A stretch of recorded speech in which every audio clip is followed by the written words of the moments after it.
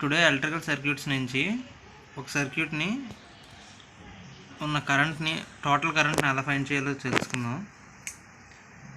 First ఇక్కడ చూడండి, 6 volts positive and negative terminals, positive negative terminals.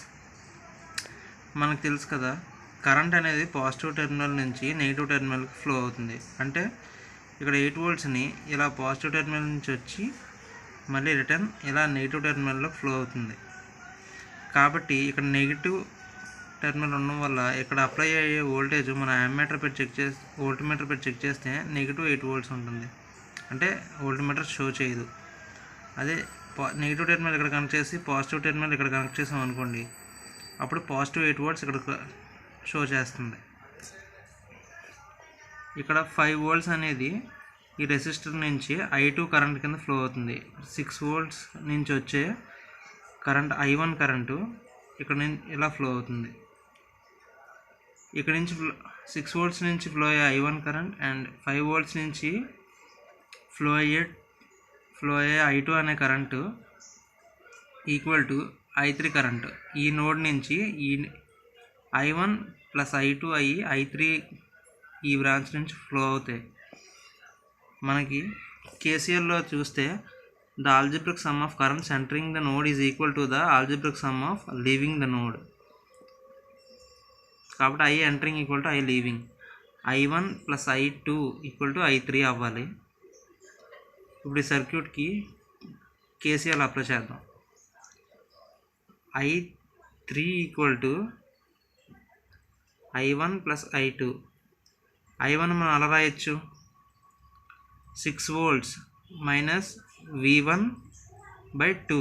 అంటే ఈ వోల్టేజ్ మైనస్ ఇక్కడ ఉన్న present voltage V1 voltage divided by resistance V/R. కాబట్టి 6 volt మైనస్ V1/2 ఇక్కడ రాసాం. ఇది I1. 5 volts V1 కలుపుతున్నాయి కాబట్టి 5 volt మైనస్ V1/2 ఇదిగోండి.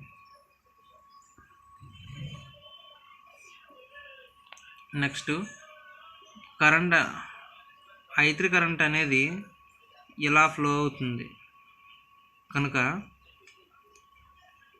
ఇక్కడ ఆల్రెడీ నెగిటివ్ టెర్మినల్ ఉంది, ఇది -8. కాబట్టి I3 current always flows from positive path to negative path. కాబట్టి ఇక్కడ పాజిటివ్ పాత్లో ఫ్లో అయ్యే కరెంట్ ఇక్కడ నెగిటివ్గా వస్తుంది. కాబట్టి V1 negative plus negative positive అవుతుంది.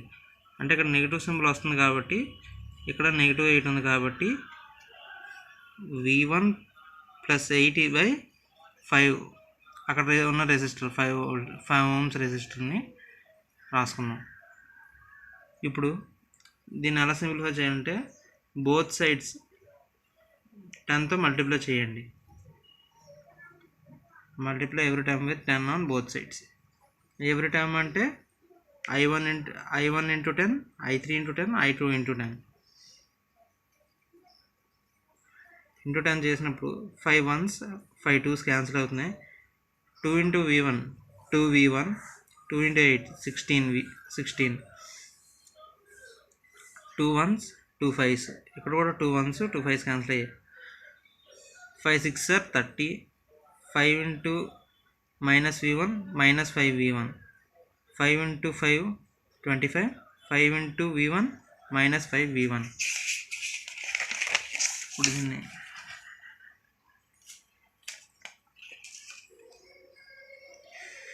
ఇప్పుడు 2V1 plus 16 equal to 30 minus 5V1 plus 25 minus 5V1 వచ్చింది కదా.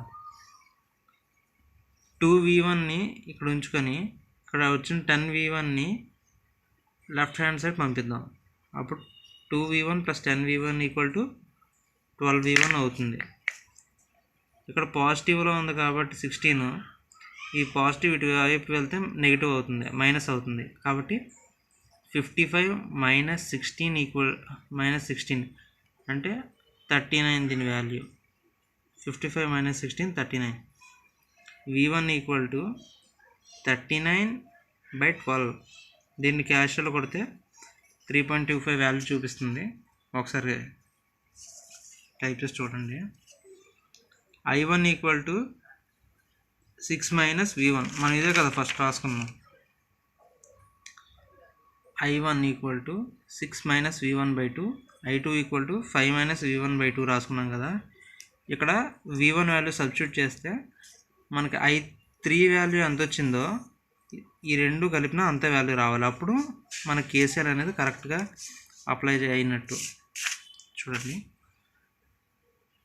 6 మైనస్ 3.25 కదా మనకు వచ్చిన v1 value.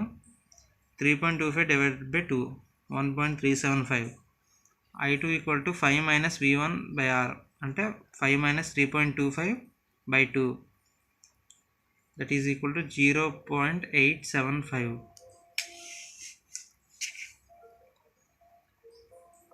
i3 equal to v1 plus 8/5, 3.25 plus 8 అంటే 11.25 డివైడెడ్ బై 2, 2.25. ఈ 2.25కి i1 ప్లస్ i2 రెండు ఎడిషన్ చేస్తే 2.25 రావాలి. అప్పుడు మనం చేసిన కేసులు correct. i equal to i1 plus i2 that is equal to i3. i equal to 1.375 మనకు వచ్చిన i1 value, i2 value 0.875 equal to 2.25. i equal to 2.25. Okay, thank you guys. మీకు యూస్ఫుల్ అనిపిస్తే ఇంకొకరికి ఎవరికైనా మీ ఫ్రెండ్కి షేర్ చేయండి, వాళ్ళు కూడా నేర్చుకుంటారు.